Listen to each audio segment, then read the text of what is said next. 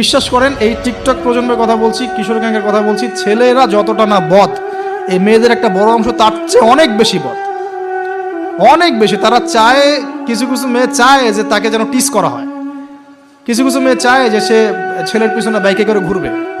এখন রাতের বেলা বা অন্য কোনো সময় যদি এই ছেলে 4-5টা মিলে এখন এই মেয়েটাকে রেপ করে ফেলায়, এখানে কি সম্পূর্ণ দোষ শুধুমাত্র ছেলেটারই? আমাকে অ্যান্সার দেন দেখি। ওই মেয়েটা কেন ওখানে ঘুরতে গেল? ওর সাথে ওর বাবা কি করছিল, ওর ভাই কি করছিল? আমরা আমাদের সোসাইটির দিকে একটু দেখেন, আমরা অনেক ছোট জায়গায় চিন্তা করতেছি।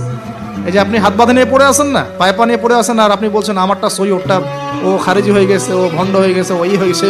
এগুলা এগুলা খুবই কনজাস্টেড চিন্তা। আপনার চিন্তাটা অনেক ছোট লেভেলের। আপনি যখন ওয়ার্ল্ডকে চিনতে শিখবেন, অর্থনীতি বুঝতে শিখবেন, ওয়ার্ল্ডের ফেতনাগুলো রিকগনাইজ করতে শিখবেন, আপনি নিজেকে লজ্জা পাবেন যে আমি কি বলে আসছিলাম এতদিন।